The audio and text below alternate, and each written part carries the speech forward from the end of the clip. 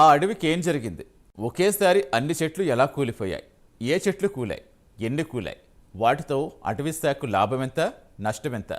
నేలమట్టమైన భారీ వృక్షాలు ఎన్ని? ప్రత్యేక బృందాలతో చెట్ల లెక్కల కొలతలు సేకరిస్తున్న అటవీ శాఖ అధికారులు అసలు ఈ విపత్తుకు కారణమేంటో తేల్చే పనిలో పడింది. ఆ రోజు ఏం జరిగిందో టెక్నికల్ డేటా సేకరిస్తున్నారు. మరోవైపు ప్రకృతి వ్యవస్థానికి కారణాలపై వాతావరణ శాఖ జాతీయ రిమోట్ సెన్సింగ్ ఏజెన్సీల ద్వారా విచారణ జరుపుతోంది. ఇంతకీ ఆ అడవికి ఏమైంది? ఇది ఏ జిల్లాలో ఉంది?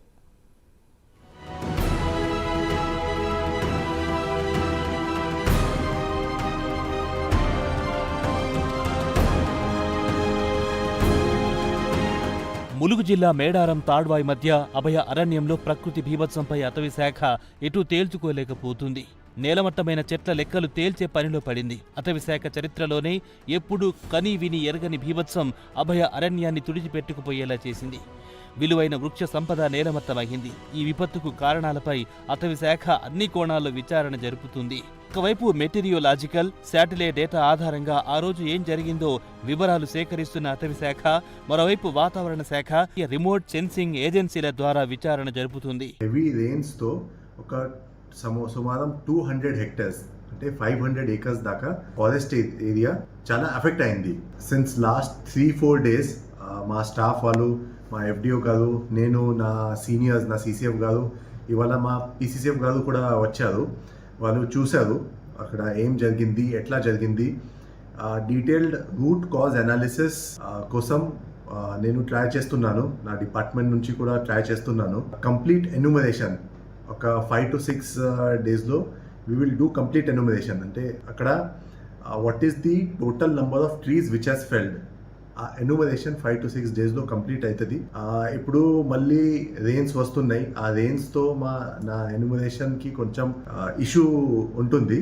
But 5 to 6 days may we will get to know the exact number of destruction which has taken place.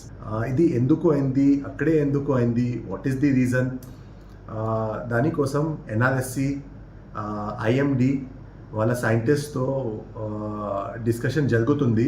క్లైమేటలాజీ data, metrological data ఇది తీసుకొని అక్కడ ఎంత స్పీడ్గా విండ్ ఎందుకు వచ్చింది అది తెలుస్తుంది. ఎన్నడూ కనివిని ఎరుగని విపత్తు అటవీ శాఖను కోలుకోలేని దెబ్బతీసింది. కొండ కోనల్లో పచ్చటి చెట్ల మధ్య స్వేచ్ఛగా విహరించే వన్యప్రాణులు ప్రాణభయంతో భీతిల్లేలా చేసింది. సునామీల విరుచుకుపడిన రాకాసి గాలి కారడవిని మొత్తం తుడిచిపెట్టుకుపోయేలా చేసింది. అసలేం జరిగింది అని అటవీ శాఖ విస్తుపోయే విధంగా వనాలు నేలకొరగాయి. వివరాలు తేల్చే పనిలో వివిధ కోణాల్లో విచారణ చేపట్టింది అటవీ శాఖ.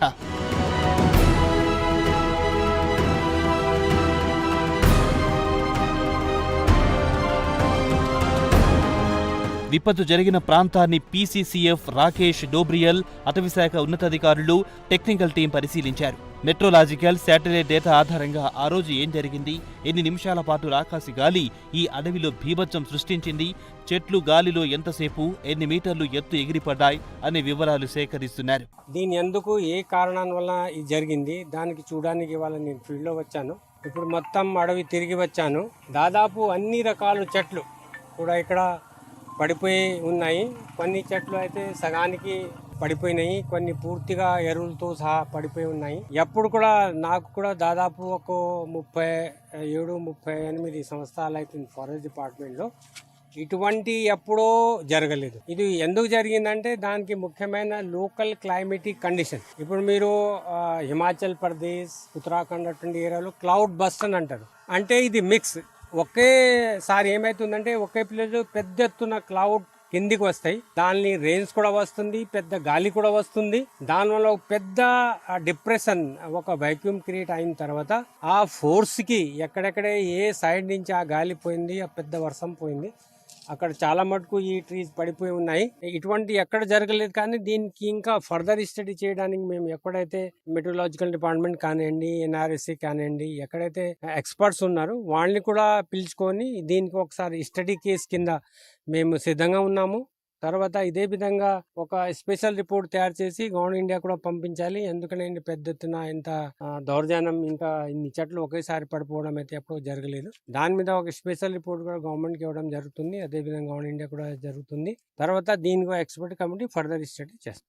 మరోవైపు నేలమట్టమైన భారీ వృక్షాలు, ఓ మోస్తారు చెట్ల లెక్కలు తేల్చేందుకు ప్రత్యేక బృందాలు రంగంలోకి దింపారు. ఒక్కొక్కటిగా 30 మంది సిబ్బంది చొప్పున 10 బృందాలు అటవీ శాఖ విచారణ చేస్తుంది. ఎన్ని చెట్లు కూలాయి, వాటి కొలతలేంటి అనే సమాచారం సేకరిస్తున్నారు.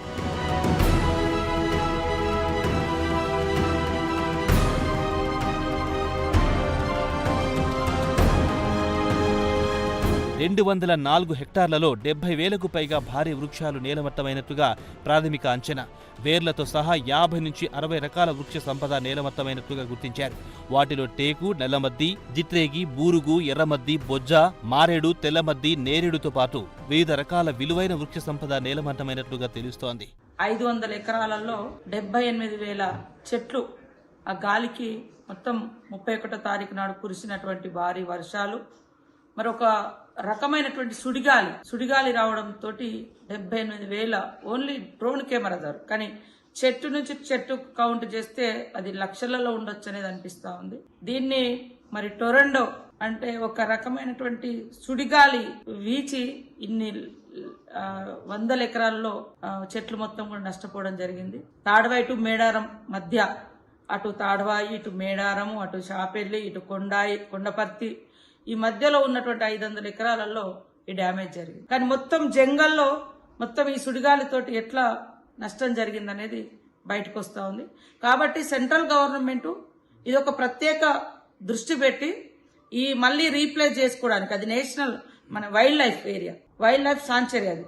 సో దాన్ని రకరకాల మంచి వనమూలికలకు కూడా ఎఫెక్ట్ అయింది. 100 ఏళ్ల నాటి చెట్లు కూడా మనం కోల్పోవడం జరిగింది. ఇటు రాష్ట్ర ప్రభుత్వం నుంచి కూడా తప్పకుండా సీఎం గారి దృష్టికి నిన్న ఈ చెట్లు పడిపోయిన దృష్టి తీసుకెళ్లినాము. ఇట్లాంటి నష్టం ఈ సుడిగాలి నిజంగా మేడారం మీద గనక వచ్చుంటే ఇవాళ ఆ ఊరు అసలు ఆనవాళ్ళు కూడా ఉండేది కాదనేది ఇప్పుడు మాకు భయం వేస్తుంది. సో ఇలాంటి సుడిగాలులు ఏ ప్రాంతాల్లో వచ్చే అవకాశాలు ఉన్నాయో ముందస్తు కూడా పరిశోధన చేయాల్సిన అవసరం ఉంది. ఫారెస్ట్ శాఖ వారికి కూడా ఇది తెలియజేయడం జరిగింది. వాతావరణ శాఖ, జాతీయ రిమోట్ సెన్సింగ్ ఏజెన్సీల ద్వారా విచారణ జరుపుతున్న అటవీ శాఖ మరోవైపు మెటీరియోలాజికల్, శాటిలైట్ డేటా ఆధారంగా ఆ రోజు ఏం జరిగిందనే ఆధారాలు సేకరిస్తున్నారు. అయితే వాతావరణ శాఖ ఆ రోజు ఏం జరిగిందో చెప్పలేకపోతుంది. దీంతో అటవీ శాఖ టెక్నికల్ టీం అన్ని కోణాల్లో విచారణ జరుపుతుంది. విచారణలో విస్మయానికి గురి చేసేలా ఎలాంటి నిజాలు తేలుతాయో చూడాలి మరి.